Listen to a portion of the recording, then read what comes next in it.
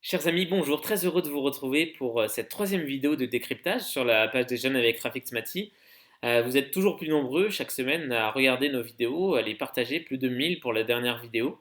Nous essayons ensemble tout simplement de décrypter les grands enjeux de la vie politique française. On s'est intéressé au chômage, à la dette publique jusque-là, et on va aujourd'hui aller voir du côté de l'élection présidentielle de 2017, donc en avril et mai prochain. Elle va se tenir en France dans un contexte particulier, avec un contexte international, des élections aux États-Unis, des élections en Allemagne aussi l'année prochaine, en 2017, un scrutin à fort enjeu pour Angela Merkel. Et on va essayer de voir tout simplement quels sont les enjeux pour nous en France, la fonction présidentielle, comment on y accède, et enfin quel est l'enjeu de la représentativité de notre système politique. Nous allons élire notre prochain président de la République pour une durée de 5 ans, quinquennat, au terme d'un scrutin uninominal majoritaire à deux tours. Au-delà de ce terme pompeux, ce qui est intéressant, c'est de voir que ça n'a pas toujours été un quinquennat. C'est le cas uniquement depuis 2000, puis Jacques Chirac, Lionel Jospin, son Premier ministre, qui ont décidé de passer du septennat au quinquennat, donc de réduire la durée du mandat présidentiel. C'était fait par voie de référendum à l'époque. 73% des Français ont voté pour ce changement. Ce qui est intéressant, c'est qu'on se rend compte qu'aujourd'hui, c'est très compliqué pour le président d'inscrire son action dans la durée avec un mandat présidentiel qui dure uniquement 5 ans. Euh, voilà, ce serait peut-être intéressant de pouvoir repasser à un mandat plus long pour que le président puisse vraiment s'inscrire dans le long terme. Il y a une autre réforme qui a été mise en place en 2008, réforme constitutionnelle, et qui limite cette fois-ci les mandats présidentiels, les mandats consécutifs à deux, au nombre de deux. Ce qui fait que seul François Hollande, et c'est Rafik Smati qui le rappelait récemment, sera en capacité, s'il est réélu en 2017, de ne faire qu'un mandat, puisqu'il aura fait deux mandats consécutifs. C'est le seul candidat qui sera dans cette possibilité. Nicolas Sarkozy, lui, pourra être réélu en 2022 si jamais il était élu président de la République en 2017. Alors quelles sont les conditions pour se présenter à l'élection présidentielle? Si vous vouliez encore y aller, c'est possible, il suffit d'avoir 18 ans, d'être français. Par contre, il y a une grosse barrière à l'entrée, qui est de recueillir les fameux 500 parrainages, donc les fameuses 500 signatures d'élus locaux, de maires, etc., qui doivent venir d'au moins 30 départements. Donc a priori c'est faisable même pour un petit mouvement, avec un gros travail sur le terrain, une forte mobilisation, c'est compliqué mais c'est faisable. Du moins c'était faisable puisque le Conseil constitutionnel, et Laurent Fabius qui le dirige, ont pris la décision de durcir très fortement, mais vraiment très fortement, les conditions d'accès à l'élection présidentielle. Avant, pour des petits mouvements, ou même pour les gros candidats, pour Rafik Smati par exemple, c'était possible d'aller sur le terrain avec son équipe de campagne et de convaincre les maires, d'aller les rencontrer physiquement, de faire un travail pour travailler sur les idées, pour présenter un projet. Désormais, ce n'est plus possible d'aller physiquement à la rencontre de ces élus locaux et ils devront directement envoyer leur parrainage, donc leur soutien, au Conseil constitutionnel, dire voilà, je soutiens Nicolas Sarkozy, je soutiens un tel. Euh, Ils auront 3 semaines pour faire cela, alors qu'avant on avait des mois pour aller sur le terrain, pour convaincre, vraiment faire un travail de fond sur les idées pour obtenir un parrainage. C'était compliqué, mais c'était encore une fois faisable. Autant dire que le système aujourd'hui se replie sur lui-même et va forcément favoriser les gros poissons. C'est-à-dire que Nicolas Sarkozy, Alain Juppé n'auront aucune difficulté à obtenir 500 signatures, 500 parrainages d'élus locaux. Par contre, pour d'autres candidats, et même Jean-Luc Mélenchon qui déclarait ces dernières semaines dans les médias que la marche était très haute pour obtenir ces 500 parrainages, qu'il en avait 200 sur 500, mais que la marche était très haute. On parle quand même du candidat qui a été en quatrième position aux dernières élections présidentielles, donc ce n'est pas rien. Alors dans la démarche de décryptage qui est la nôtre, on va s'intéresser à la représentativité, puisque on vote pour des candidats. On vient de voir que le choix avait été réduit d'office avec des conditions d'entrée de plus en plus compliquées. Mais on peut se demander si les candidats sont représentatifs de la population française, si le système politique est représentatif du pays. On remarque une forte asymétrie entre la population française et les représentants politiques. Et le cas de l'Assemblée nationale est très symbolique. Vous allez comprendre pourquoi. Est-ce que vous connaissez le pourcentage de la population active française qui est composée d'ouvriers et de salariés? 50%. 50% d'ouvriers et de salariés en France. Est-ce que vous connaissez le pourcentage de députés qui sont ouvriers ou salariés?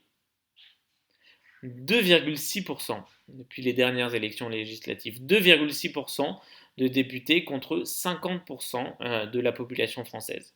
Un autre exemple, pour le secteur public au sens large, 50% des députés sont issus du secteur public, quand uniquement un quart de la population française est employée dans le secteur public. Et c'est le cas pour d'autres catégories socio-professionnelles, vous pouvez le voir sur ce schéma d'ailleurs, avec des très grandes dissonances, asymétries, entre la représentation nationale, c'est le nom de l'Assemblée nationale, enfin des représentants de la nation, et la population française. Nous allons prendre un deuxième exemple, un cas d'école pour illustrer la représentativité ou la non-représentativité, qui est au cœur de l'élection présidentielle.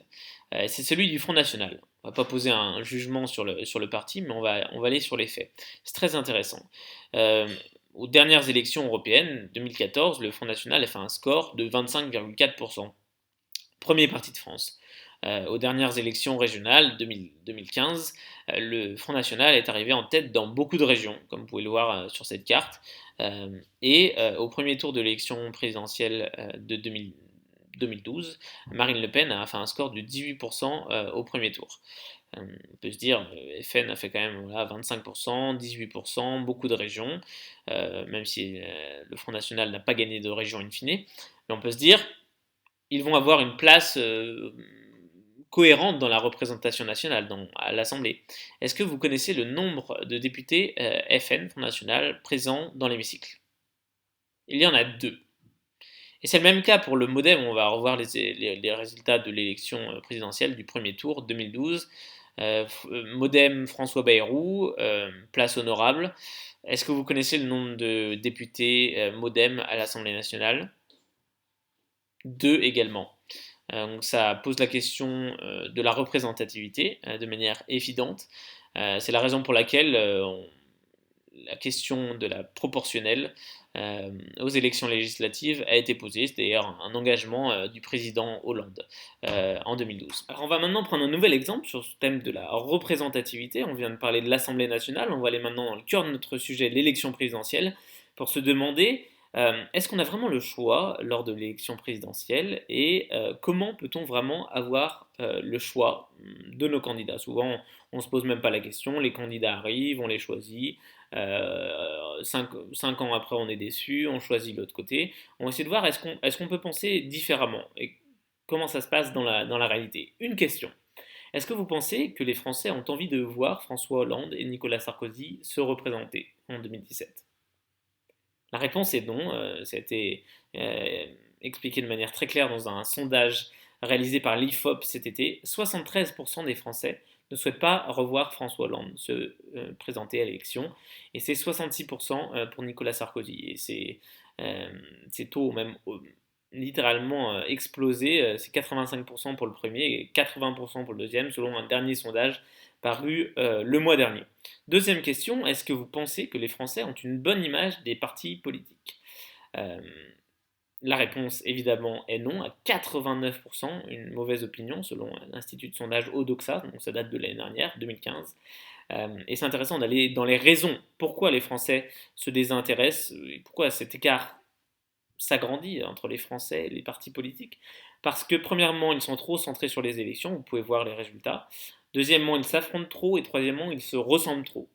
Et c'est très intéressant de voir quel constat on peut tirer de ces deux sondages. C'est que l'écart se creuse, mais que dans la réalité, il ne se creuse pas. On a toujours les mêmes candidats. Vous avez pu voir comme moi, de manière encore une fois très factuelle, quels sont les candidats qui se représentent à l'élection présidentielle. toujours les mêmes grands partis politiques, et une difficulté accrue pour des personnes qui pensent autrement, qui pensent out of the box, qui ont une pensée plus innovante, plus disruptive, comme Rafik Smati ou bien d'autres candidats de la société civile, par exemple, de se présenter, alors que cela correspond à des vraies attentes pour les Français. Donc il y a un vrai danger là dans le choix des candidats de l'élection présidentielle et la différence entre d'un côté le système politique et de l'autre côté les Français pourrait devenir très compliqué à gérer et potentiellement explosif pour 2017. En guise de conclusion, j'ai envie de tenter une comparaison entre la crise de la représentation des Français dans le système politique et la crise de la représentation syndicale, avec des syndicats qui soient de salariés ou de patrons qui sont aujourd'hui dans des postures et qui sont capables d'immobiliser un système ou de décider en tout cas pour les autres. Et j'ai envie que vous reteniez deux chiffres. 1%. 1%. C'est le pourcentage de Français de plus de 18 ans qui sont aujourd'hui encartés dans les partis politiques. 1%. Et l'autre chiffre, c'est 8%. C'est le taux de syndicalisation en France, qui tombe même à 5% pour le secteur privé. Et ce sont des chiffres très graves, puisqu'ils démontrent un désengagement total, presque total, des Français. Et ces constats, avec tous ceux que nous avons dressés durant cette vidéo, appellent des réponses fortes. Tous ces écarts qui se creusent, cette non-représentativité, ce sont des faits. Et ces faits appellent des réponses fortes et un engagement de la part des citoyens. Ça passera par des réponses diverses. Pour le syndicalisme, peut-être par une réforme du financement, par une obligation de se syndiquer. Si vous êtes obligé de vous syndiquer, les organisations seront obligées de s'adapter pour vous représenter vraiment.